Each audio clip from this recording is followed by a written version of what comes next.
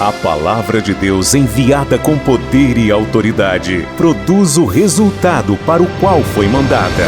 Acompanhe agora uma mensagem dos Encontros de Paz e Vida, ministrada pelo pastor Fernando Helves. Um oferecimento dos pregadores do telhado. Boa noite, minha gente. Pegue a palavra de Deus, por favor.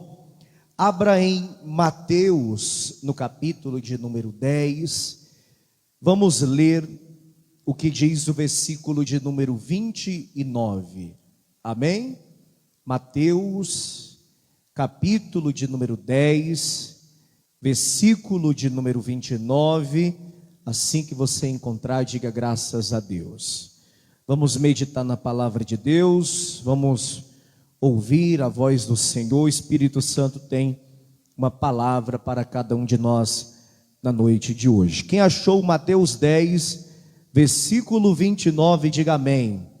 Está escrito assim: não se vendem 2 passarinhos por um ceitil, ou por uma moedinha, e nenhum deles cairá em terra sem a vontade de vosso Pai. E até mesmo os cabelos da vossa cabeça estão todos contados. Não temais, pois mais valei vós do que muitos passarinhos. Quem crê que esta palavra é de Deus, diga glória a Deus. Eu vou ler pela segunda vez, escute com atenção. Não se vendem 2 passarinhos por um ceitil, e nenhum deles cairá em terra sem a vontade de vosso Pai. E até mesmo os cabelos da vossa cabeça estão todos contados. Não temais, pois mais valeis vós do que muitos passarinhos. Quem crê que esta palavra é verdadeira, diga glória a Deus. Quem acredita que através dela o Senhor falará aos nossos corações. Então eu vou ler o versículo 31 e você que está comigo nessa noite, repete em bom tom e alta voz. Vamos lá? Diga: não temais, pois mais valei vós do que muitos passarinhos. Quem crê nesta palavra, desocupe as mãos e vamos dar para a palavra de Deus uma linda e poderosa salva de palmas. Vamos aplaudir, minha gente. Querido Deus, bendito e eterno Pai, a tua palavra foi lida, ela vai ser pregada agora, e nós nos reunimos na noite de hoje para ouvir a tua voz, para ouvir o Senhor falar. Então desde já que o homem diminua, que o Senhor cresça. Unge os meus lábios, fala através de mim, remove os empecilhos, quebra as barreiras, envia a tua palavra com poder e autoridade, e que a tua palavra vá e prospere para o qual ela é mandada, em nome do Senhor Jesus. Diga amém, Senhor. Graças a Deus, amém. Muito bem, por favor, podeis tomar o vosso assento em nome de Jesus. Esse texto, analisado literalmente, nos mostra o quanto nós somos valiosos e preciosos para Deus. E eu vou além. Esse texto nos mostra o quanto Deus cuida dos seus, o quanto Deus cuida de você, o quanto Deus cuida de mim e o quanto Deus cuida de cada um de nós. Jesus está dizendo que até mesmo, olha isso, os cabelos da vossa cabeça estão todos contados. Alguém aqui seria capaz de pelo menos tentar tal feito, contar fio por fio, fio por fio. Eu sei que a ciência tem uma medida não exata, mas uma expectativa a respeito da quantidade. São muitos, muitos mesmos. É lógico que uns mais e outros bem menos. Mas Deus, Ele sabe a quantidade exata de cada fio de cabelo que você tem. Aí você pode estar se perguntando, mas pastor, qual a importância, qual a relevância disso? Consiste em dizer que Deus te conhece. Deus sabe das tuas necessidades, dos teus anseios. Deus conhece a maneira com que você lida com as dificuldades. Deus sabe a maneira com que você lida com as lutas que você enfrenta, como também Deus sabe de tudo que você precisa. Deus sabe de como você está hoje. Deus sabe como é que está o teu coração, como estão os teus pensamentos. Ou seja, Deus te conhece como um todo, e você é muito importante, muito valioso e muito precioso para Ele. Quem concorda comigo que temos um grande valor para Deus, diga glória a Deus. E Ele ainda diz aqui, não temais, não tenham medo, pois mais valei vós do que muitos passarinhos. Minha gente, sabe por que é fundamental nós sabermos disso? E não só sabermos, mas declararmos isso na nossa própria boca, com as nossas próprias palavras.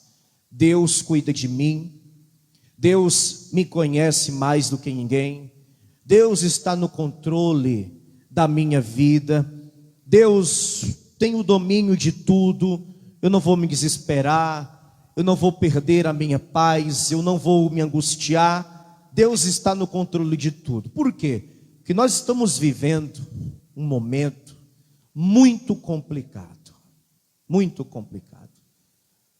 Não está fácil para ninguém.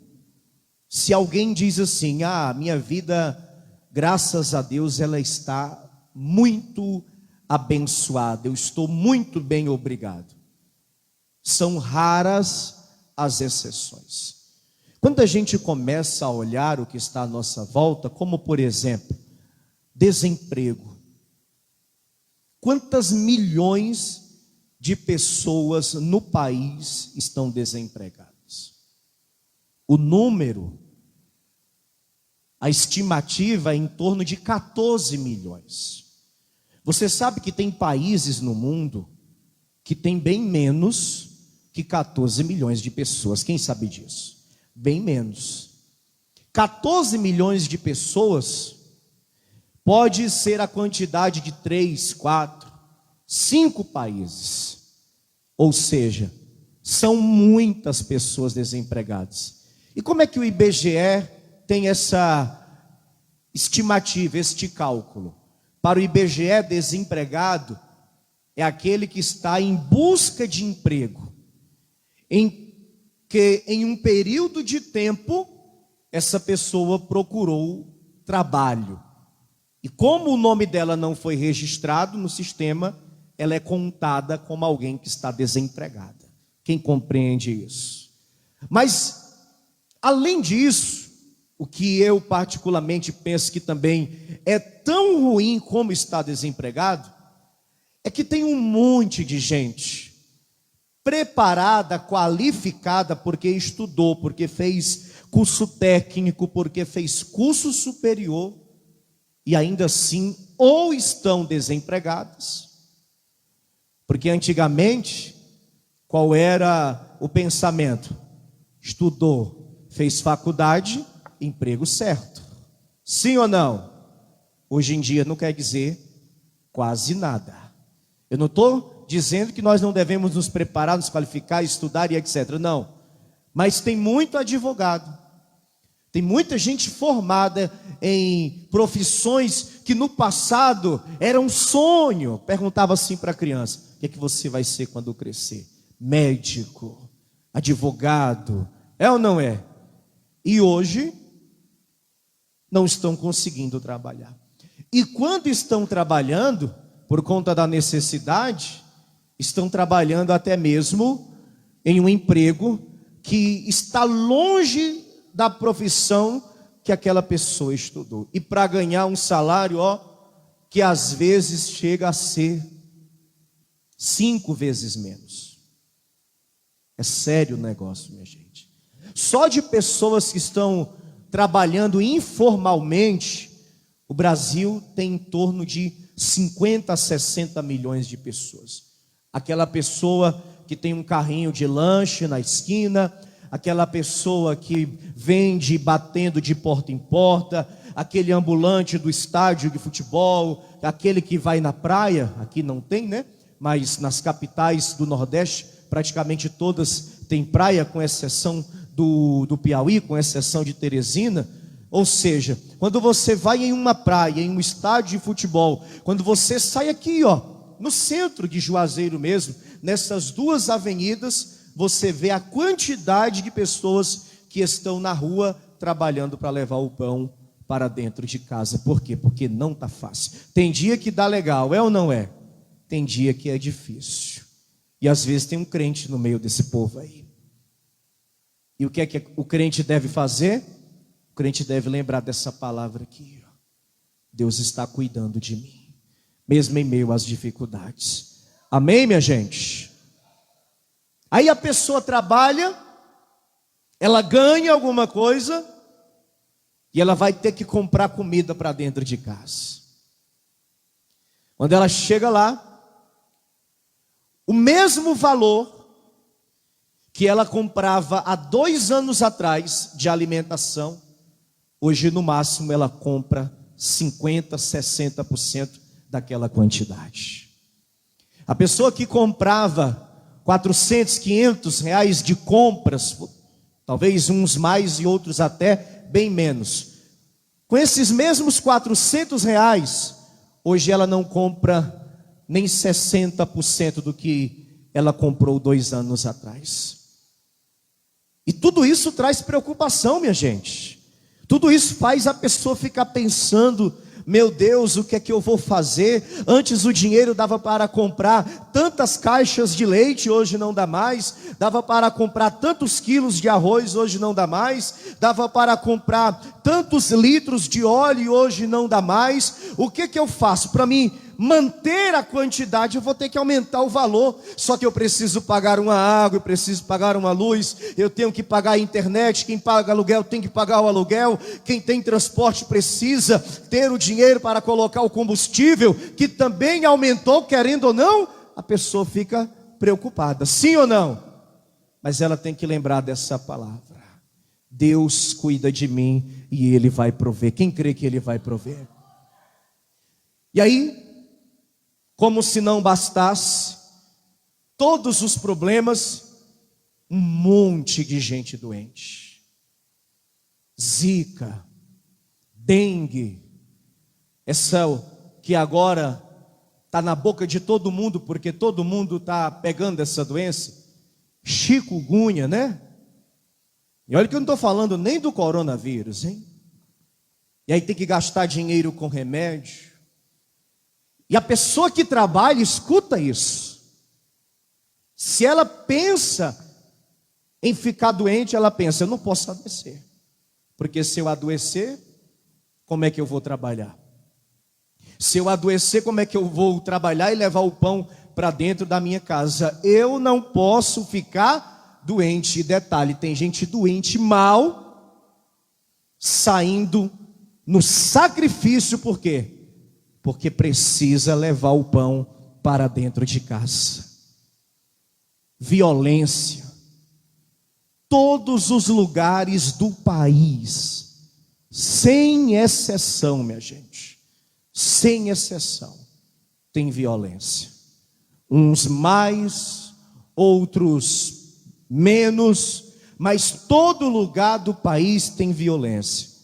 Você sai de casa e você ora, e se não ora tem que orar, e você tem que orar dizendo: Senhor, me cobre com teu sangue, me protege, me livra de todo o mal. Por quê? Porque todos os dias a gente vê coisas acontecendo, inclusive com pessoas inocentes, é ou não é? E querendo ou não, isso mexe muito com a cabeça da pessoa. Sem falar os problemas pessoais, os problemas que são particulares teu. Tem gente que está com problema com os filhos, tem gente que está com problema no casamento, tem gente que está com problema de enfermidade, tem gente que está com problema com dívidas, tem gente que perdeu até mesmo as expectativas. Está passando o tempo vai passando, semanas e semanas vão passando e a pessoa vai vivendo. Por quê? Porque não está fácil, minha gente. Mas nós não podemos esquecer do que diz essa palavra, que até mesmo os cabelos da vossa cabeça estão todos contados. Ou seja, Deus sabe o que é melhor para você. Ele está no controle da sua vida e não há mal algum que vai fazer parar aquele que crê, que acredita, que confia e que serve ao Deus Todo-Poderoso. Oh, glória! Como é que eu encaro tudo isso? E como é que você encara essa situação que talvez é a tua maior dificuldade hoje?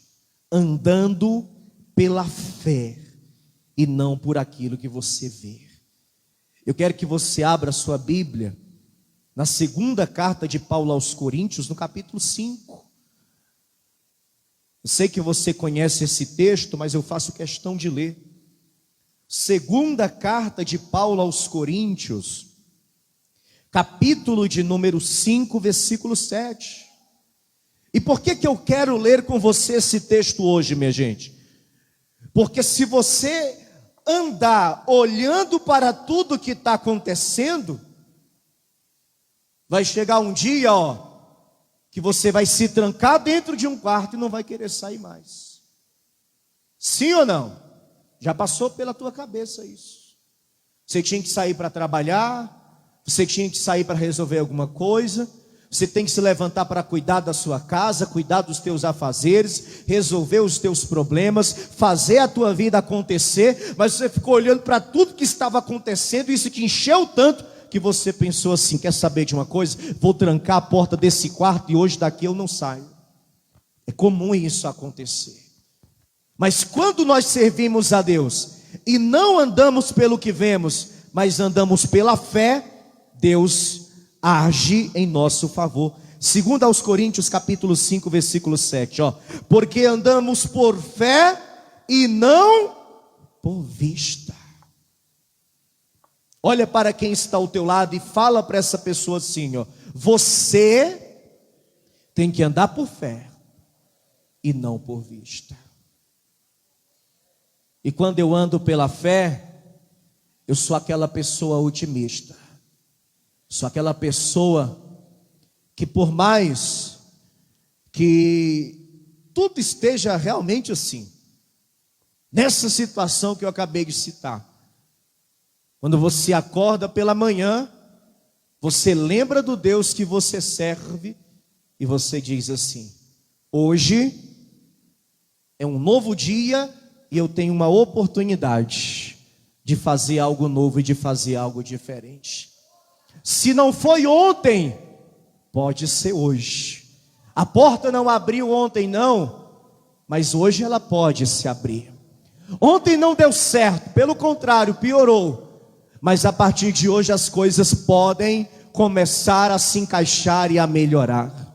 Eu não estou vendo a saída com os meus olhos naturais, mas como eu ando pela fé, eu já estou vendo Deus abrir uma porta aonde não tem porta. Eu já estou vendo Deus fazer algo, mesmo que todos que estão à minha volta não acreditem. Por quê? Porque o Deus daqueles que andam por fé é o Deus que chama a existência, ainda, minha gente, que aquilo não exista. E é isso que Deus vai fazer. Ande por fé, que Deus vai te dar o que você precisa.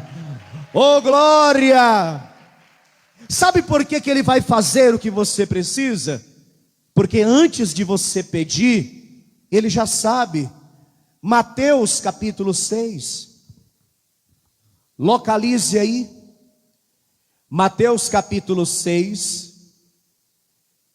Eu quero ler com você o versículo de número 6 em diante. 6, 7 e também o versículo 8. Mateus capítulo 6, versículo 7 e versículo 8. Quem achou, diga amém. Está escrito assim, ó.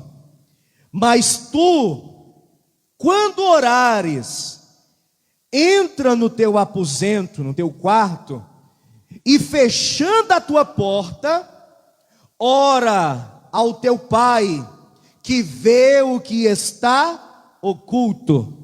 E teu pai que vê o que está oculto, te recompensará. E orando, não useis de vãs repetições, como os gentios, que pensam que por muito falarem, serão ouvidos. Não vos assemelheis, pois, a eles. Agora veja a sequência, ó. Porque vosso Pai sabe o que vos é necessário antes de vós lhe pedirdes. Se ele sabe até a quantidade de cabelo que você tem, será que ele não sabe o que você precisa? Essa é a palavra que eu quero que você guarde no coração. Principalmente você que está precisando muito da ajuda de Deus. Principalmente você que chegou com o coração angustiado. Você que está precisando assim de uma resposta. Você que está querendo que Deus faça algo rápido na sua vida. Ele sabe a quantidade de fios de cabelo que você tem. Então não duvide que Ele sabe o que é melhor para você. Não somente aquilo que é melhor para você, mas aquilo que também te é necessário. Quem compreende isso? Só que você precisa confiar. Procure uma pessoa e diga para essa pessoa: você tem que confiar. Procure outra pessoa e diga: você tem que acreditar. E eu digo o que para você, gente? Confiar e acreditar em quê? Acreditar que Deus está no controle de tudo. E sabe quando é que eu demonstro que eu acredito, que eu confio? Primeiro, quando eu não me permito murmurar. Segundo, quando eu não fico desesperado. Por mais que o desespero queira bater, eu controlo a situação. Não vou me desesperar. E por que eu não vou me desesperar? Porque Deus sabe o que é necessário para mim. Eu não deixo a ansiedade tomar conta dentro de mim. Eu não me desespero. Eu não fico ansioso. Na sequência dessa pregação, porque isso aqui é uma pregação que Jesus estava fazendo. Ele diz assim, ó, no versículo 25 de Mateus 6. Isso aqui era um culto que Jesus estava fazendo, viu? E nessa pregação, ele falou sobre muitos assuntos. E ele disse assim, ó, Mateus 6, 25. Por isso vos digo, não andeis cuidadosos quanto à vossa vida, pelo que haveis de comer ou pelo que haveis de beber, nem quanto ao vosso corpo pelo que haveis de vestir. Não é a vida mais do que o mantimento e o corpo mais do que a vestimenta? O mais importante, você tem uma vida que Deus te deu. E essa vida é muito valiosa, porque essa vida foi paga com alto preço. Quem crê nisso? Mas ainda que aqui esteja escrito que você não tem que andar cuidadoso, ou seja, preocupado, ansioso com o que comer, com o que beber, com o que vestir, eu acrescento: não se desespere com os problemas. Diga comigo: eu não vou me desesperar com problema nenhum. Parece fácil, né? Parece fácil. Mas quando a gente confia no Deus que tudo pode, nós conseguimos não se desesperar. Talvez você está dizendo assim, pastor, porque o senhor não sabe do tamanho do problema que eu enfrento. E olha, eu não preciso saber. Mas uma coisa eu posso te dizer: se você confia no Deus que tudo sabe, que tudo pode, a partir de hoje, se você não confiava, você vai passar a confiar, eu creio. E as pessoas que antes viam você como alguém fraco, como alguém que tudo se desesperava, como alguém que estava sempre lamentando, estava sempre chorando, ai agora, você era vista como uma pessoa assim, a partir de hoje as pessoas vão se surpreender com você. Eu creio nisso, quem crê também diga amém. Olha o que diz o versículo 26, acompanhe. Olhai para as aves do céu. Aqui, Jesus começa a falar do cuidado que Deus tem para as aves, para os animais. Veja, as aves, não plantam, não colhem e nem guardam nada. E o Pai Celestial alimenta todas elas. E aí ele pergunta, não tendes vós muito mais valor do que elas? É lógico que temos, por quê? Porque nós somos a maior e mais valiosa criação de Deus, amém, minha gente? E qual de vós poderá, com todos os seus cuidados, acrescentar um côvado à sua estatura? Sabe o que é que eu entendo nesta palavra? Que tem coisas que não dependem mais de nós. Depende de quem? Depende de Deus. Então o que é que eu faço? Eu coloco na mão de Deus e confio e acredito e me mantenho acreditando e crendo que uma hora Deus vai fazer, e Ele está fazendo, minha gente. Eu creio nesta palavra que eu estou liberando sobre a tua vida. Se você acreditar e confiar, uma hora Deus fará. Oh glória! Olha o versículo de número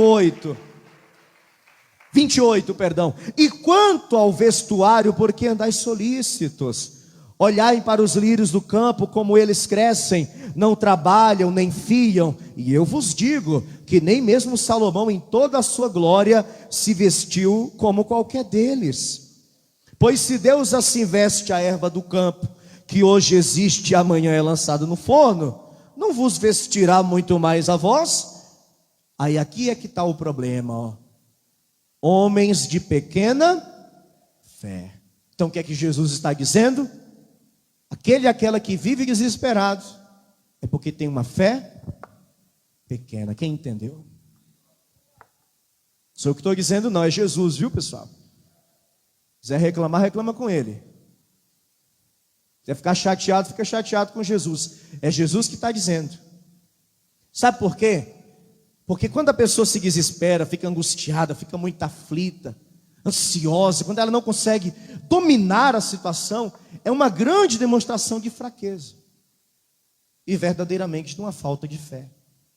Eu costumo dizer que quando a pessoa está começando na fé, é aceitável, é compreensível a pessoa ainda não saber lidar com as situações. Mas a partir do momento que ela já está um tempo na presença de Deus e ela ainda não consegue lidar com as circunstâncias adversas, então é porque a fé dela ainda é uma fé muito pequena. E a igreja está cheia de gente assim, infelizmente, né? Infelizmente. O ideal seria que dia após dia a gente fosse crescendo na fé, como está escrito aos Romanos, que o justo vive de fé em fé, de fé em fé, crescendo sempre.